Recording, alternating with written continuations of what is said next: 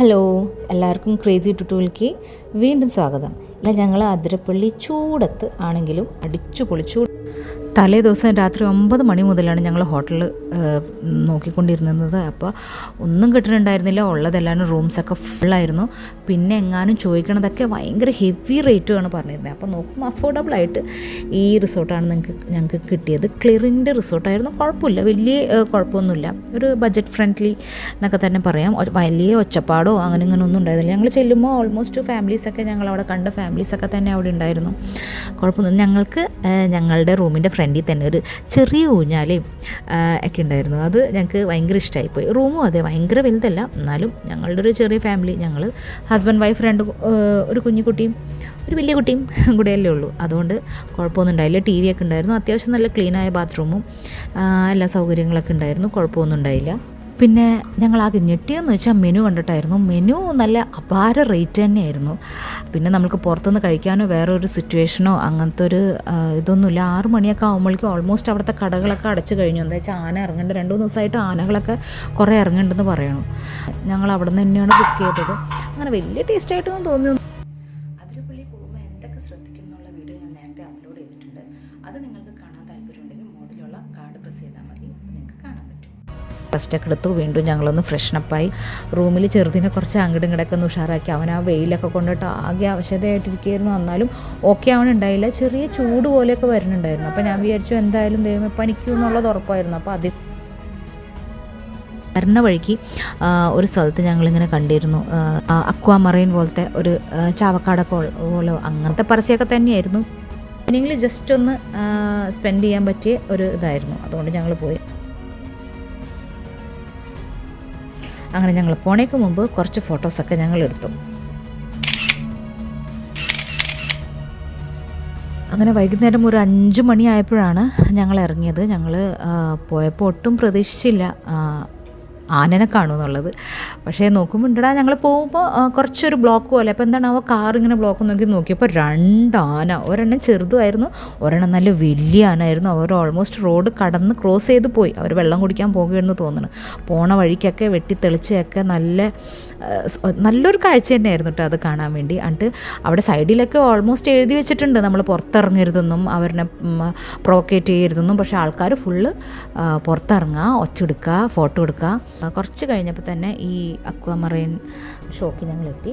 അത് കഴിഞ്ഞ് നോക്കിയപ്പോൾ ഭയങ്കര ഇങ്ങനെ ആകുന്നില്ല, കുറച്ച് അക്വേറിയംസൊക്കെ ഉണ്ട്. പിന്നെ ഭയങ്കര നല്ല നല്ല മീനുകളും അങ്ങനൊന്നും കാണാനൊന്നും പറ്റിയില്ല. സാധാ മീനുകളും. പിന്നെ അക്വേറിയൊന്നും അത്ര വലിയ ക്ലീൻ അങ്ങനൊന്നായിട്ടൊന്നും തോന്നിയില്ല. ചില അക്വേറിയത്തിലൊക്കെ ഭയങ്കര കലക്ക് വെള്ളവും പച്ച കളറും പൂപ്പലും പായലും അങ്ങനത്തെ ഒരു ഇതൊക്കെ ആയിരുന്നു.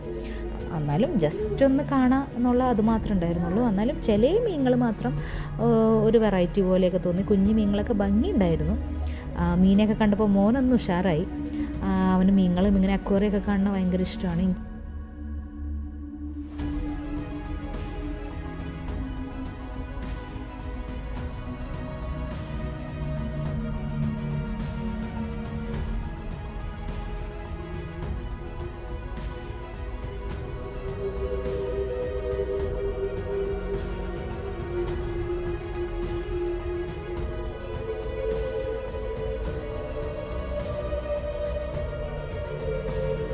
അതിലൊരു അത്ഭുതം പോലെ തോന്നിയത്, ഞാനിതുവരെയും കാണാത്ത ഒരു മീനുണ്ടായി. ഇങ്ങനെ ചിറക് പോലെ,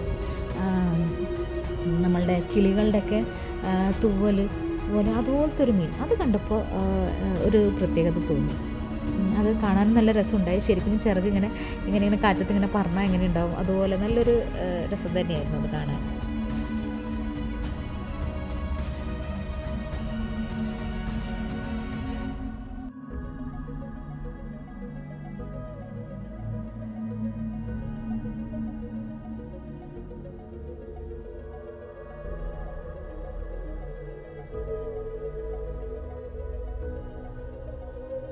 പിന്നെ ഈ മീനൊക്കെ കണ്ടില്ല, ആകെ കുത്തി നിറച്ച് പൂപ്പലും പായലും എന്തോ ഭയങ്കര വൃത്തികേട് പോലെയാണ് തോന്നിയിരുന്നത്.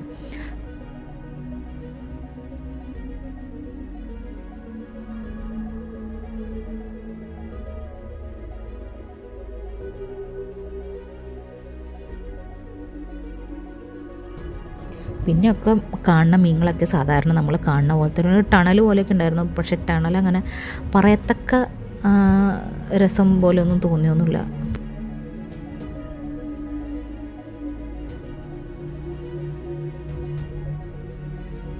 ടണലിൻ്റെ ഉള്ളിൽ കൂടെ പോകുമ്പോൾ അങ്ങനെ കുറച്ച് വലിയ മീനുകളൊക്കെ ഉണ്ടായിരുന്നു. അവരെന്തോ ജീവനുണ്ടോ ജീവനില്ലേ ആ രീതിയിലൊക്കെയാണ്.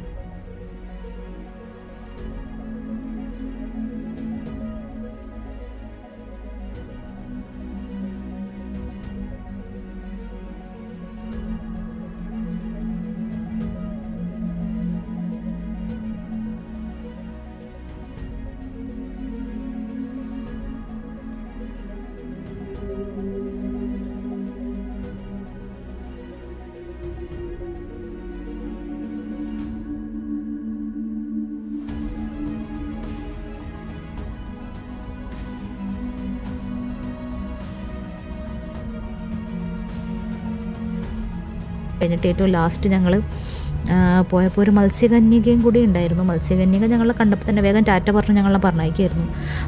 അങ്ങനത്തെ ഒരു ഇതൊക്കെയായിരുന്നു മത്സ്യകന്യകനെയും ഞങ്ങൾ വേഗം ടാറ്റ പറഞ്ഞ അവിടെ നിന്ന് ഞങ്ങളും വേഗം സ്ഥലം വിട്ടു. അതിൻ്റെ പുറത്ത് പിന്നെ 2 കളികളുണ്ടായി. ഒരെണ്ണം ബോൾ എറിഞ്ഞിട്ട് ഗ്ലാസ് തട്ടി വീഴ്ത്തണതും പിന്നെ റിങ് വെച്ച് എറിയണത്. അത് ഞങ്ങൾ റിങ് എറിയണത് ഞാനും ഇതേയും ചെയ്തു.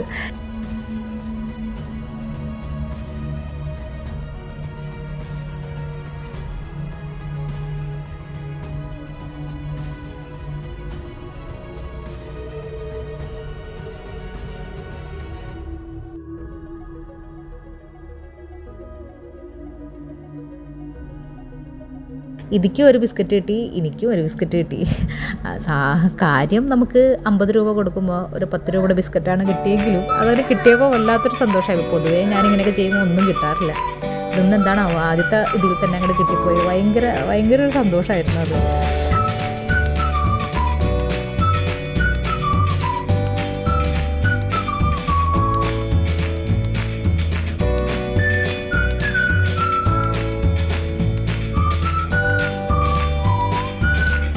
അത് കഴിഞ്ഞ് ഞങ്ങൾ വേഗം തന്നെ തിരിച്ച് റൂമിൽ പോയി. എന്താ വെച്ചാൽ അവർ തന്നെ പറഞ്ഞു 2 ദിവസമായിട്ട് ആനകളൊക്കെ ഇറങ്ങുന്നുണ്ട്. ഞങ്ങൾ വന്നപ്പോഴും കണ്ടതാണല്ലോ. തിരിച്ചു പോയപ്പോൾ തന്നെ അപ്പോഴേക്കും ഇരുട്ടായി. മറ്റേ ഫുള്ള് കാടല്ലേ, അതുകൊണ്ട് ഒരു 5:30 ആയപ്പോഴേക്കും അവിടെ ഫുള്ള് ഇരുട്ടായി. അപ്പോൾ പിന്നെ ഞങ്ങൾ വേഗം റൂമിലേക്ക് പോയി. പിന്നെ അവിടെ കുറച്ച് നേരം ഊഞ്ഞാലൊക്കെ ആടി. ഞങ്ങളത് കഴിഞ്ഞിട്ട് അപ്പോഴേക്കും മോനൊരിക്കലും നല്ല പനിയായി തുടങ്ങിയിരുന്നു. അതുകൊണ്ട് ഞങ്ങൾ റൂമിലേക്ക് പോയി. എന്താണെന്ന് വെച്ചാൽ ചെറിയ മോൻ ആകെ ടയേർഡായി. അവന് നല്ല ചൂടാവാൻ തുടങ്ങി.